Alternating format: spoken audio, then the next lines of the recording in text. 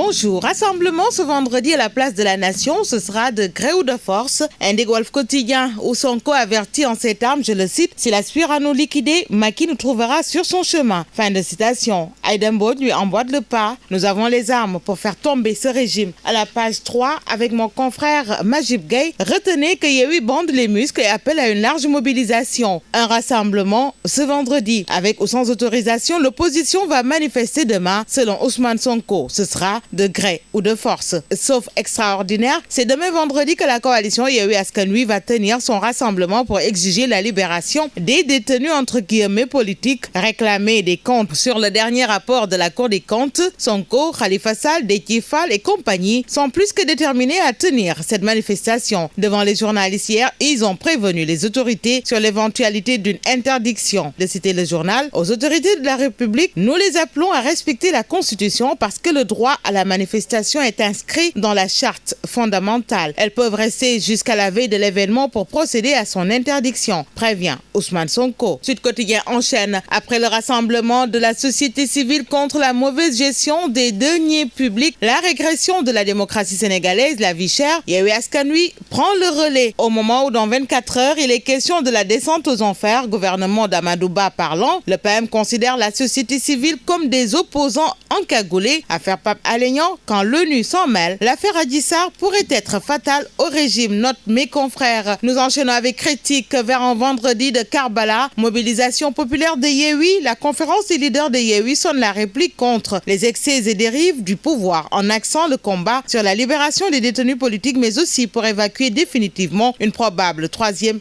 candidature. Audits et règlements de compte, instruments de guerre contre les ex-alliés. L'Observateur ouvre sur les photos de Mimi Touré, Khalifa Sall et Idrissa Seck. Après Idrissa Seck justement et Khalifa Sall, Mimi Touré en route vers l'échafaud. Comment les régimes utilisent les rapports d'un prestigieux corps de contrôle à des fins politiques, c'est gauche et maladroit. Le déni de Mimi enchaîne le quotidien, faisant allusion au rapport de l'IGE. C'est une fausse information. Elle veut une confrontation avec Idi et Aminata Tall. Mimi nie renchérir Rewmi Quotidien dans toujours ce rapport de l'IGE. Aminata Touré assène ses vérités. Le syndrome Khalifa et Karim guettent Mimi Touré au moment où Macky Sall remet son gouvernement dans une cadence fast-track, parlant du PSE pour 2023. Contestation du budget 2023, critique sur les dépenses et les recettes de la ville de Dakar. Alioune Ndoye, Titi Barth informe l'AS. Source A de nous informer à son tour de cette réunion des femmes de la paire samedi prochain au Grand Théâtre pour obliger Macky Sall à briguer une troisième candidature. Avertissement sans frais. Et autre titre dans Source A, il s'agit de cette enquête sur l'utilisation des fonds sociaux du Conseil économique, social et environnemental. Opacité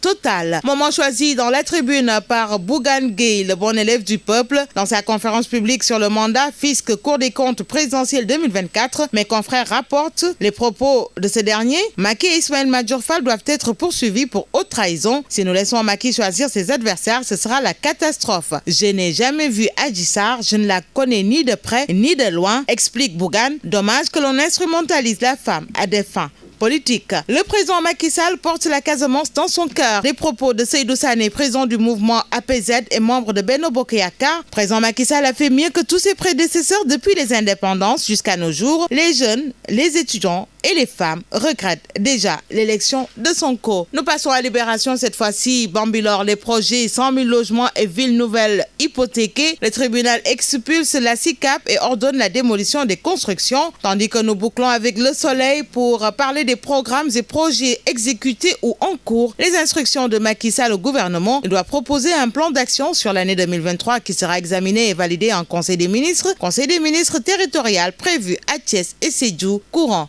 février. Bonne lecture à tous.